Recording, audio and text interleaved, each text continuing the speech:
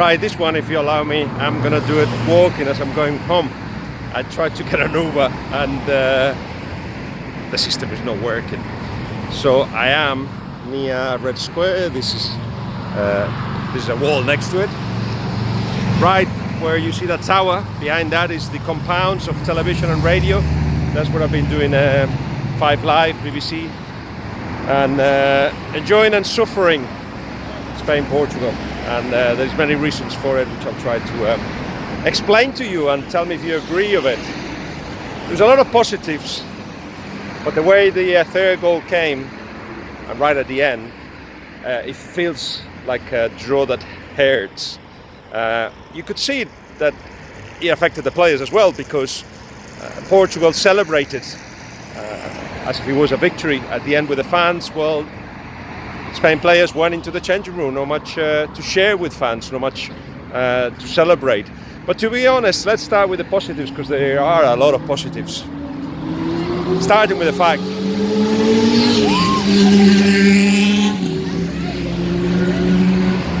that's where the noise came from. I don't know if you saw it. There was they really like their motorbikes to be very noisy, and they go as fast as they can as well.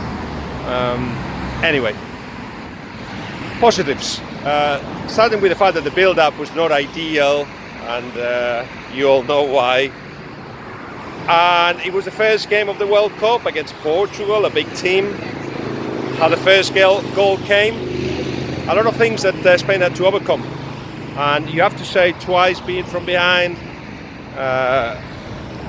We'll get into how the goals came, but it shows mental strength. They turn it around, of course, and then at the end, the fantastic Cristiano Ronaldo did the rest. And you have to say that obviously you cannot explain this game without explaining Cristiano Ronaldo. Amazing everything he did, because he was holding the ball sometimes the ball came to him, and he used his technical ability to keep the play without holding the ball. He linked up really well with the attackers when they dropped deep. He was hyperactive from the beginning, hence the penalty, which was a clear penalty, of course, and a deserved good start from Portugal, where it seemed like they were taking the game to Spain. I saw something though in the first few minutes of Spain which were worrying. How the passes were slow, how there was no movement, how Spain wanted to control the game, of course, by slowing the tempo, with the plan of course, finding a different gear in the last third. There was not much time for that because the goal came, and how the goals of Spain arrived, starting with the long ball from Busquets to Costa, is something that Lopetegui has been definitely trying. So this goal belongs so much to Costa as it is to Lopetegui. He has wanted to mix the short passes with when there is no clear pass. Sometimes just play it long, because Costa can hold the ball and he can do the damage. Fantastic goal. No foul on Pepe, of course. Pepe tried to play for a foul, but now you cannot do that because VAR can catch you. But anyway, there was no need for VAR. And 1-1 seemed a little bit against the tide, because Spain, yes, had the possession, but weren't doing too much damage. So I celebrate like a mental Spanish fan, because I didn't expect that. But I didn't expect the second goal of Portugal, of course, the mistake from De Gea. Now, I know it's going to start a debate in Spain, because there's few mistakes that he's done recently. One against Argentina, one against Switzerland. A diagonal ball that he should have stopped, but didn't hold it, and then it was pushed in. There was the mistake against Sevilla for the second goal of Sevilla, an aerial ball that he ended up almost like pushing it in himself. So 4 mistakes that you don't expect from De Gea, and there will be a debate. The problem, he is the number one, has to be considered the number one, but there's no number two that really can challenge him in Kepa or Reina. But in any case, the debate will be a media debate. There won't be a debate by the national side. Hierro said it very clearly after the game. He's one of ours, and I agree with that. But you know, it's one of those things that in a World Cup has to fill pages, and we will debate the fact that not so much that shouldn't be the number one, but a little bit that why is he making mistakes now when the kind of season he's had, the kind of seasons that he's had. The fact that he actually is not is in the Premier League will make that debate easier for some, the ones that want him out of the number one of the goalkeeping post. But anyway, he will play. That will be how we will entertain ourselves. But there were other things that you have to say are worrying. You saw glimpses of Spain. No, yeah, let's continue with the positive. We saw glimpses of Spain in the way we played. It was possession football, good combinations. I'm gonna have to change my hand because my arm is hurting. But it is. So, good possession football sometimes, but every time we scored, it became conservative possession. Too much of that. And I think we've got players that should risk a little bit more. But as I said, it was a tense first game. The second goal of Spain came from a set piece. That's also down to Lopetegui. When in the second half we came on playing better than Portugal. And I think Portugal were a little bit disappointing. I expected much more from them, especially from the moment that they went ahead, but didn't get that. It was all down to Ronaldo. There's a room for improvement there. There are players that have to give certainly much more. Guedes, Coutinho, Carvalho, so much more. Anyway, the set piece and then the fantastic goal from Nacho. Finally, Cristiano Ronaldo, and I'm going into Cristiano Ronaldo in a second, with that fantastic free kick in which the goalkeeper didn't have anything to do, but he had a second mistake, didn't he, when he came out very late. I'm just gonna cross and hope that everything is okay. I have to run now because there is a car coming this way. Anyway,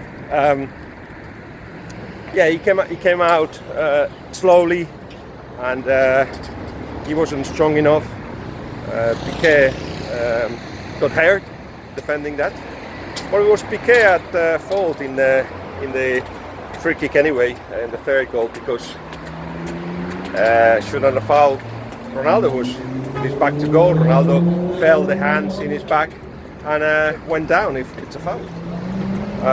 Cristiano was unbelievable. I said it earlier. I insist. Before Cristiano, more positives from Spain. Costa was absolutely brilliant.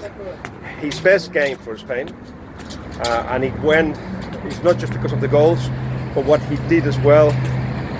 How he fought with the centre backs, how he combined well. Sometimes his touch is a little bit strong or not the right touch, but still he understood his role perfectly well. He didn't react at all when Pepe whacked him from behind. Should have been a yellow. Didn't react at all when he saw Pepe going down in the first goal. Fantastic goal too. It was 3v1, but still managed to convert it. It was great. Costa was superb, and that's one debate over, because of course a lot of people were saying, I was suggesting as well, Yago Aspas, why don't you give him the opportunity, because he actually understands or suits better the style of Spain. But Costa is a competitive animal, and given the opportunity to show what he can do, he did exactly that. He showed it.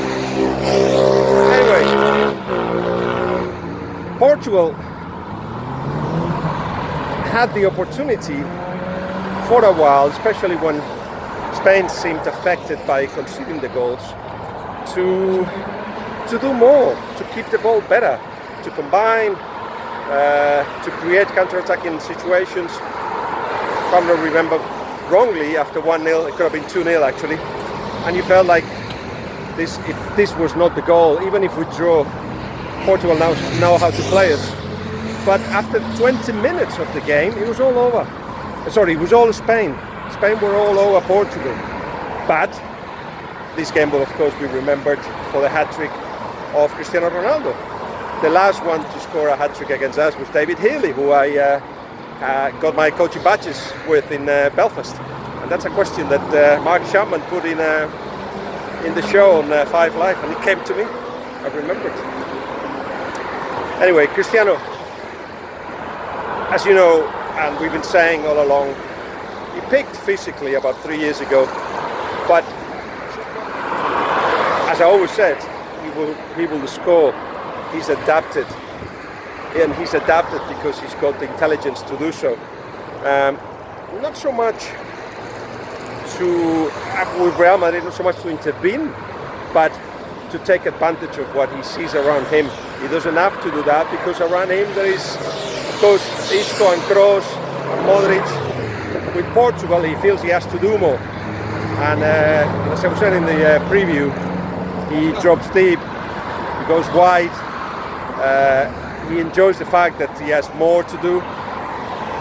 And he needed a game like this in a big tournament because, look back, he didn't really have this kind of game before in a World Cup, in a European Championship. He's got a couple of goals, which was against Hungary.